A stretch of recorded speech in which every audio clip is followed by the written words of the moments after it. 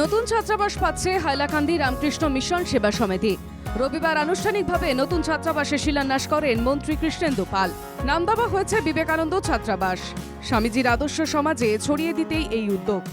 স্বামী বিবেকানন্দের যুৱ সমাজৰ কাৰণে যি যুৱ সমাজ যদি শক্তিশালী এটা পদক্ষেপ লয় আৰু যুৱ সমাজৰ যাতে ভাল কাম কৰি যাব পাৰে, যুৱ সমাজেই আমাৰ এটা ৰাষ্ট্ৰ গঠন কৰিব পাৰে, তাৰ কাৰণে যি কথা কৈ গৈছে, তাৰ কাৰণে আজি আমাৰ এই যুৱ সমাজক আমি এই কথাই ক'ব পাৰোঁ যে সকলে যাতে ভাল পথত স্বামী বিবেকানন্দৰ যি দিশা আৰু যি ৰাস্তা দেখাই গৈছে সেই ৰাস্তাত যাতে আমি সকলে কাম কৰি যাওঁ আৰু ভাৰত যাতে জগৎ সভাৰ শ্রেষ্ঠ আসন লাভ করে।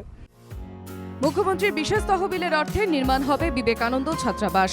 গত দুর্গাপূজায় হাইলাকান্দি সফরের সময় মুখ্যমন্ত্রী ছাত্রাবাস নির্মাণ করে দেবেন বলেই প্রতিশ্রুতি দিয়েছিলেন। অবশেষে সেই প্রতিশ্রুতি বাস্তবায়িত হচ্ছে।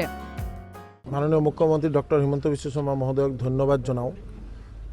মাননীয় মুখ্যমন্ত্রী লাস্ট দুর্গাপূজার টাইমে যেতিয়া দুর্গাপূজাত লাস্ট টাইম হাইলাকান্দি আহিছিলে আৰু মিছনো আহিছিলে, মাননীয় মুখ্যমন্ত্ৰী মহোদয়ক আমাৰ যে মিছনৰ সমিতিৰ প্ৰেচিডেণ্ট বা সকলো কাৰ্যকৰ্তাই মুখ্যমন্ত্ৰীৰ ওচৰত এই ছাত্ৰাবাসৰ কথা দাঙি ধৰিছিলে আৰু মুখ্যমন্ত্ৰী মহোদয় আনটাইড ফাণ্ডৰ পৰা ফাৰ্ষ্ট ফেজে 50 লাখ দিয়া হৈছে।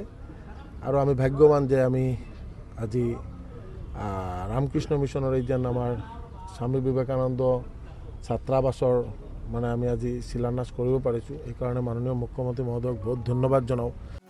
এদিন রামকৃষ্ণ মিশনের পক্ষ থেকে মন্ত্রী কৃষ্ণেন্দু পালকে উষ্ণ অভ্যর্থনা জানানো হয়। হাইলাকান্দি থেকে অমিতাভ শর্মার রিপোর্ট, NKTV বাংলা।